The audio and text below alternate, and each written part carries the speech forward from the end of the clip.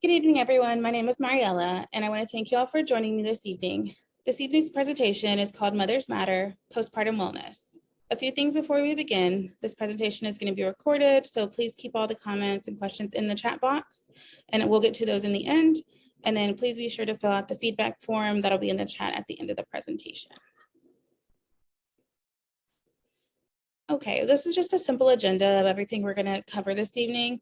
I'm going to go over a short introduction of myself in a short video. I'm going to define what postpartum is, go over that postpartum period, the different things that you can experience during this time.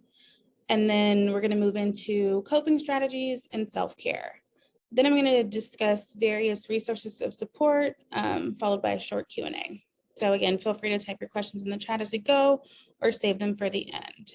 So let's get started. So a short introduction, a little bit about me. My name is Mariela. I'm a clinical mental health counseling student at Northwestern University. I received my Bachelor of Applied Arts in Science and Psychology from the University of Houston, Victoria. I'm currently completing my internship here at Eden's Counseling Group. In this role, I work closely with adult individuals facing various life challenges. I do work a lot with mothers in various stages of motherhood. I prefer an integrative approach that utilizes a person-centered and psychodynamic theory while utilizing multicultural aspects of the individuals I work with. And upon graduation, I'll be staying here at Eden's to continue my work with adult clients, couples, and groups. In addition, I have 3 children of my own, and so I understand the challenges associated with motherhood and everything that kind of comes along with it. So I want to start off with a short video called The Other Side of Motherhood. This video talks about postpartum depression specifically, but it gives a really great insight on the different changes that one person can experience when you become a mother for the first time. We were excited when we found out that I was pregnant with our first child. I remember the nurses talking to us saying, okay, it's time, you're going to have your baby. So my husband was holding one leg, the nurse was holding the other leg, and then push, push, push. And then all of a sudden, this baby slided out. Oh, okay, you're here now. Now what? Soon I would find out about the other side of motherhood. They said breastfeeding is the best, right? And I really wanted to breastfeed him, but I was having problems. I thought I was doing it right, but he wasn't latching. Everything just hurts. And I felt like another failure because mom should be able to breastfeed. And the crying was nonstop. I would be either crying with him or shouting at him. And I felt like, is it really like this? So much pain, so much anxiety. Like, is this even worth it? I was slowly becoming a person that I didn't recognize anymore. I think of ways how I can leave my family, like leaving them, just leaving them. Thinking, should I have stored milk? Do I have enough money? Should I leave a note? The relationship that I have with my husband wasn't the same. It was more of me demanding him to do something and he just has to do it. I just clearly remember he was washing dishes. I was talking to him and then he just stopped, went to the bathroom and cried. I never saw him cry before. He said to me like, I'm doing my best and this is just too much. I don't know how much of this I can take. When he said that, I was like, no, you cannot break down. I'm already breaking down. If you break down, what's going to happen to us? And then he said, I think we need to seek help. I remember having to Google depression after birth. Like, what is this? And then postpartum depression. Oh, okay. Oh, there's a term. I was strangely surprised that there was more than 2 people in the group. When the mothers started sharing their stories, how they were bonding with their newborn, how they were having a hard time. And I remember I was just crying the entire time because I couldn't believe like there are people who feel the same way. You don't have to be alone in that dark hole. Because for the longest time, I thought it was only me. There's something wrong with me because I have my baby now, he's healthy, and yet I'm not happy. I knew that I cannot do this on my own. With the right support group, the right kind of people, the right kind of information, it does really help. There was a switch in how we approach parenting, how we were trying to understand our kid. And from then on, I bonded more with him. I had to learn that there's no one way of being a mother and to really stop comparing myself with other mothers, especially now with social media, right? It just creates a wrong expectation. It took me a really long time to realize that I have to take care of myself. Because if I don't do it, I won't be able to take care of my baby. I won't be able to have the kind of relationship I want to have with my husband. When you're pregnant, everyone talks about the baby. Get the baby this cream, use this shampoo. We need to talk about the emotional well being of the mother too. While this baby is new in your life, so is motherhood. So be kind to yourself. Hi, I'm Jolene from the So let's talk about postpartum. The postpartum period is generally defined as the first year after giving birth. So what can happen during this time? A variety of things, actually. Not all women experience postpartum depression specifically. Others may experience baby blues, postpartum anxiety, postpartum rage, and in rare cases, postpartum psychosis. Some women don't feel any of these symptoms and feel perfectly fine also.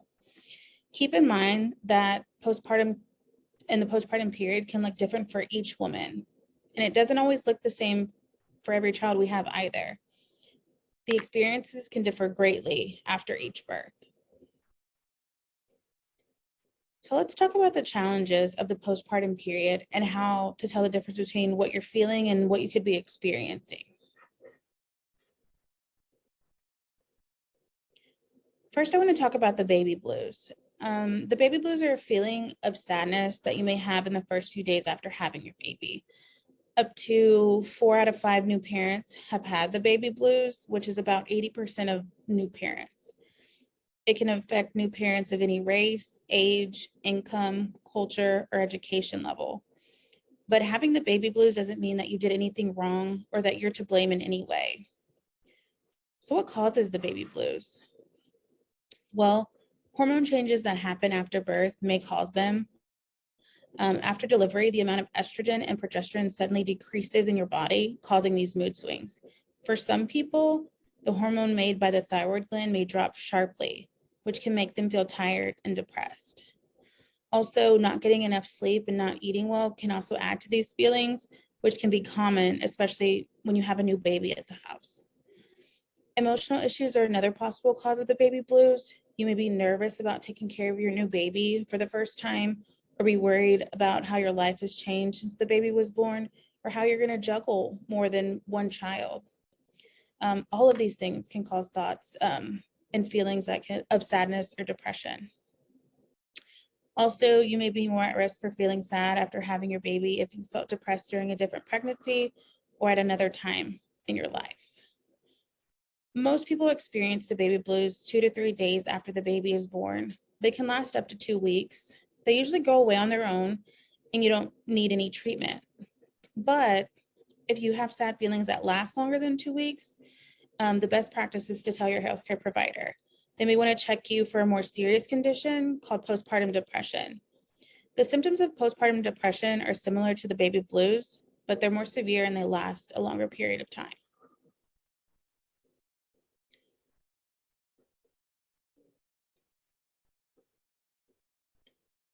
So let's talk about postpartum depression. Postpartum depression, or also known as PPD, is depression suffered by a mother following childbirth, typically arising from the combination of hormonal changes, psychological adjustment to motherhood, and fatigue. It's often the most common thing we hear about after a woman has had a baby. An episode of depression is considered to have a postpartum onset if it begins within 4 weeks after delivery. It is the most common thing that women deal with and are affected by after that first year of childbirth. Also, if postpartum is left untreated, there's a possibility that the depression will last far beyond that first year. Postpartum depression can cause a variety of symptoms. All of the symptoms that you see here on the list, I'm going to go through those with you. Depressed mood or severe mood swings, excessive crying, just like crying for no reason, a sense of withdrawal from your family and friends, so kind of isolating yourself from others, a sense of hopelessness, the inability to bond with your baby if you're feeling like you're this lack of attachment, kind of, severe anxiety and panic attacks, thoughts of harming yourself or baby. Other symptoms of postpartum depression include a loss of appetite or eating more than usual, an inability to sleep or sleeping too much, overwhelming fatigue or loss of energy, reduced interest in pleasure and activities you once enjoyed, an intense irritability and anger, fears of not being a good mother, feelings of worthlessness, shame, or guilt, a diminished ability to think clearly, restlessness, or recurrent thoughts of death or suicide. It's also important to note that postpartum depression has a potential to develop in women who have suffered a miscarriage or a stillbirth. So we've talked about the baby blues, postpartum depression, and I want to talk about other things that you can experience in the postpartum period, and that's postpartum anxiety, postpartum rage, and psychosis. So postpartum anxiety is fairly normal, but sometimes seems like it's more and out of control.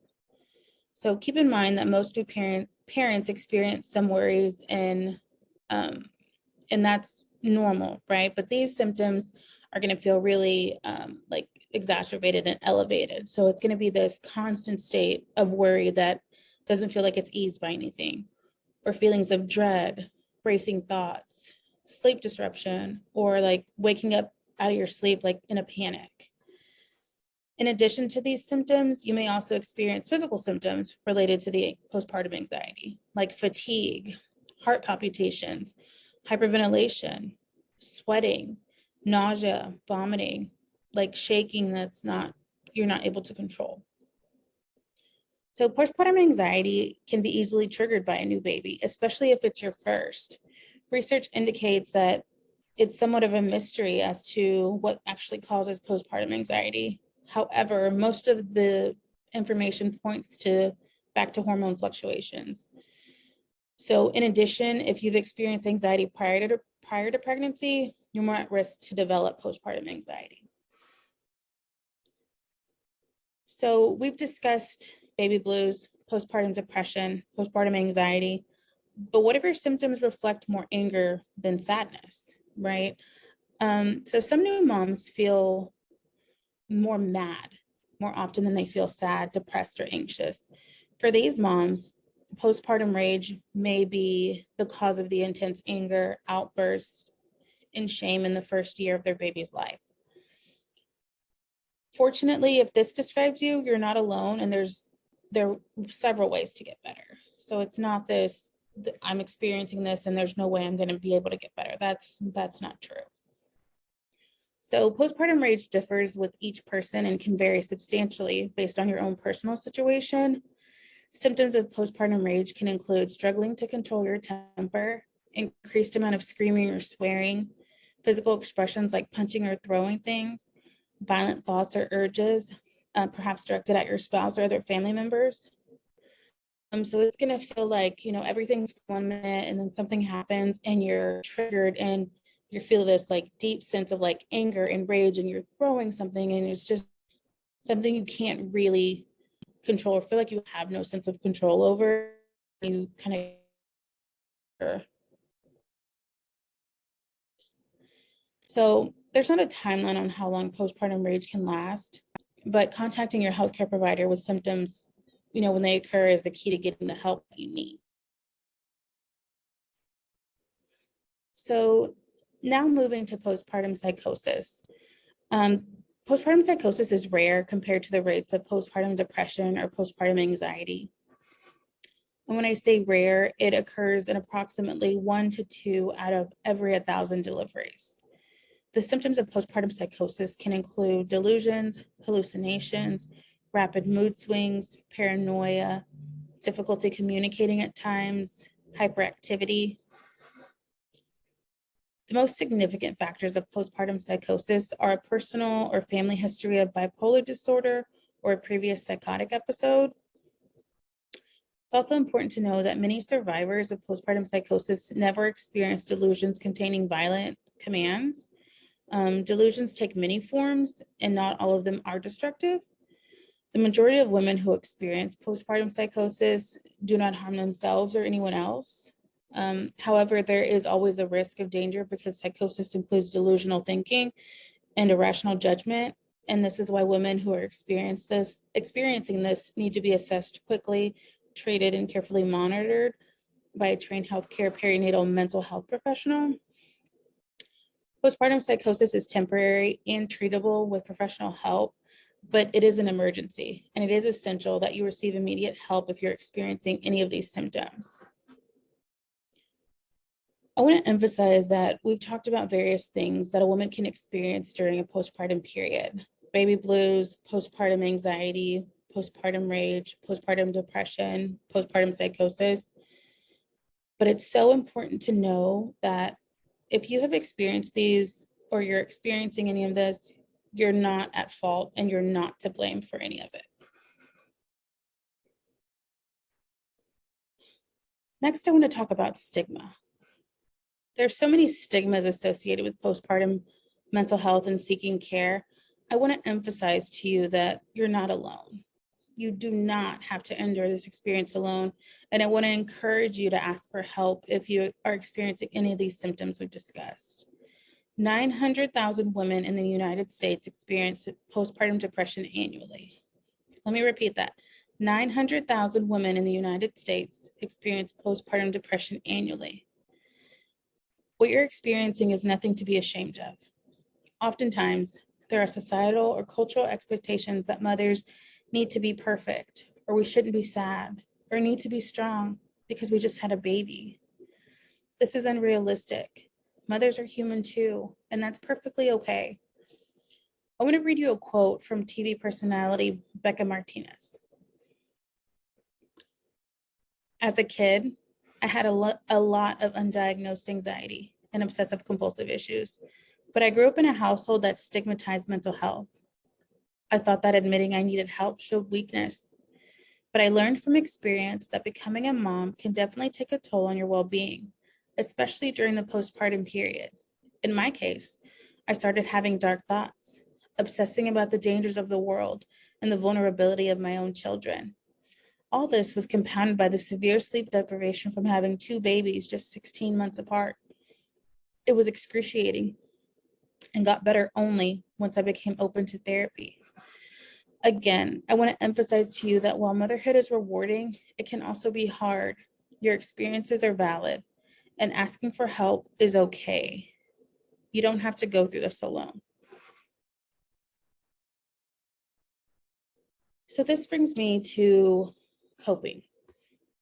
Coping when you're having all of these emotions and not really sure what's going on. You just had this baby and you're supposed to be happy, but you're feeling everything that feels the opposite of that, right? So let's talk about things we can do that can help you cope with what you're feeling and experiencing.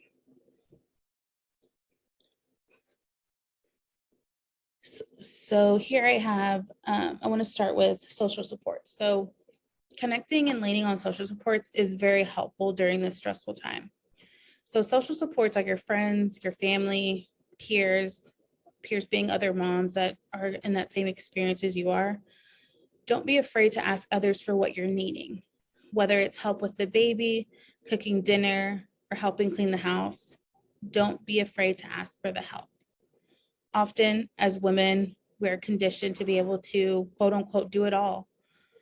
So while asking for help may initially feel uncomfortable, you may find that leaning on your social supports can alleviate some of the tension you may be feeling as a new mom. Calling and talking with other moms you know can help normalize your experiences as well and help you to know that others may have had something similar and have experienced the same things you are. Another thing that can help you cope is lifestyle changes. So you've probably made various changes during your pregnancy, but there are some changes to consider with being a mother, and they can be helpful if you're experiencing depression or anxiety. The first one is healthy lifestyle choices. So eating well, getting, an adequate amount of rest, and that includes include physical activity, like a walk with your baby, just being outside, getting some sun, including that in your daily routine. And exercise, like once you're cleared by your physician to do so, but exercise releases endorphins, which combat the stress and can boost your mood. Also, setting realistic expectations. You're recovering. You've just had this baby.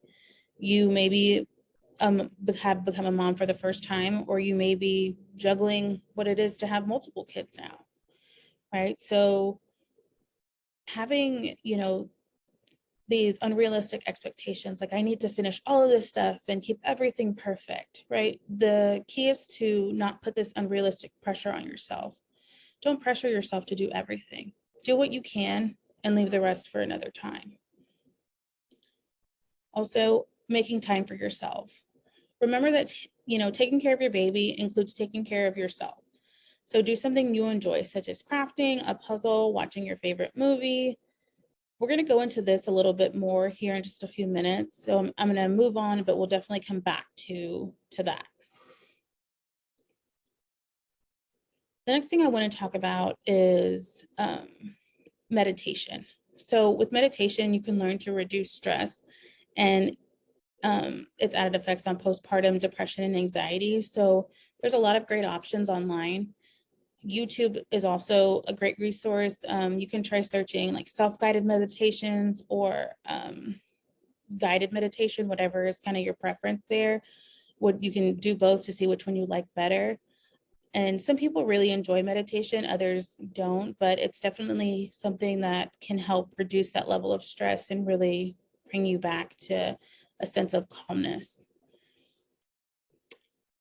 Therapy is also a valuable option when you're experiencing the hardships during the postpartum period. In-person and virtual options are both available. Virtual options may be a great option, especially for new moms who find it more difficult to get out of the house for a little bit, even after they've had their baby. Group therapy is also a great option because it allows for you to share experiences with others who are also going through the same situations as you are. So again, that social support I talked about, really engaging with others who are going through the same things you are, because there's no better support than somebody who's actually experiencing those same things that you're going through. And the last thing I want to talk about is medication. So medication, typically antidepressants, may be prescribed to help manage postpartum depression or postpartum anxiety symptoms. Medications are usually used in conjunction with these other treatments that I've talked about. It's important to note that the medication may take a couple of weeks to become fully effective, and always consult with your physician, okay? All right, so I want to go back to what we were talking about before, as far as, making that time for yourself, taking care of you. And this is where self-care comes into play. So I'm sure we've all kind of heard about it, especially with the pandemic and making sure we're taking care of ourselves. But what exactly is self-care, right? Self-care is defined as the practice of taking an active role in protecting one's own well-being and happiness, in particular during periods of stress. So self-care does a variety of things. It helps you maintain your sense of self-worth. Sometimes as new moms, we forget who we are, so to speak, and feel like we've lost ourselves or our identities. Self-care can help you remember that you're a person in addition to being a mom. Practicing self-care sets a good example for our children. It helps model to them the importance of sleeping well, eating right, and taking care of themselves to thrive. Also, caregiver burnout is a real thing. It could physically make you sick. Getting sick is one thing, but having to be sick while taking care of a baby is extremely difficult. So again, it's so important to implement that self-care to be able to take care of ourselves to avoid that caregiver burnout. Your own self-care is essential to maintaining your own health and is also key to your child's physical and mental well-being. So taking care of you helps take care of your kid. They both go hand in hand. So let's look at what self-care can look like specifically, right? It can be taking a step back, forgiving yourself, saying no to something you really don't feel like doing, even if you've previously committed to it. It can be staying home watching a movie, setting boundaries that make you feel your best, asking for what you need as a form of self-care. Saying to your partner, hey, I need you to do the dishes tonight, or I need you to take the baby for 30 minutes so I can go shower and just be by myself for a little bit. Putting yourself first is self-care. Being alone is self-care. Sometimes as a mom, we get touched out, right? If we're breastfeeding and we have maybe other children and somebody's always touching us and needing something and, constantly wanting, and we're constantly giving, being alone is also a form of self-care, and asking for help, right? So self-care is not limited to this diagram. Self-care can be anything that allows you to feel your best self. It can look like anything to you. It can be, in addition to this diagram, it can be journaling. It can be going for a bike ride, going for a walk. Really, anything that makes you feel like you're taking care of yourself and you're giving that energy back to yourself is self-care.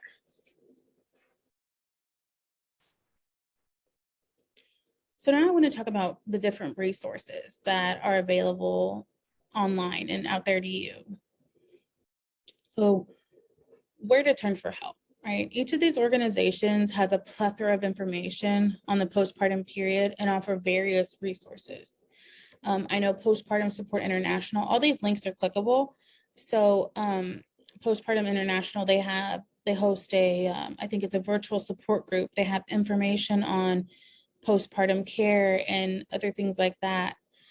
The CDC, Postpartum Depression Org, the March of Dimes, they have this really cool diagram that has baby blues versus postpartum depression, and it's laid out in this table, so it allows you to cross-check symptoms to be able to see, is this something I'm experiencing, or is it something else that I'm experiencing? So I thought that was really helpful to kind of put it on paper and be able to see.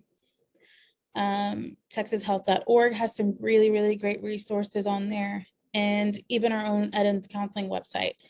There are 2 self-quizzes on there. It is a postpartum anxiety and a postpartum depression self-quiz that could be really helpful if you're experiencing any of these symptoms. There's also a self-compassion quiz on there that I think could be really beneficial to check in and see if you're giving yourself that self-compassion that is really needed, especially when you become a new mom. So all of these resources are really great and have some really great things on them. So I'm definitely going to encourage you to check those out and see if you find any of that helpful. So I want to leave you with some helpful reminders from our time together today.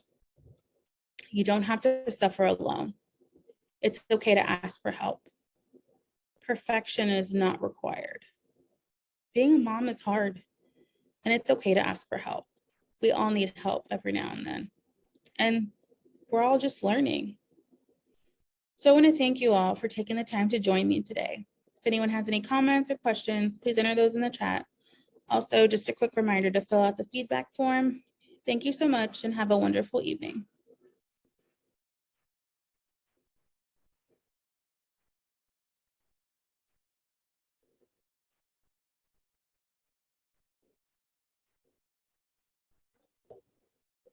Awesome. Thanks, Mariela. I appreciate it. All right, thanks. Yeah, that was a good one. I hope you have a good night. Great, you too. Bye. Bye.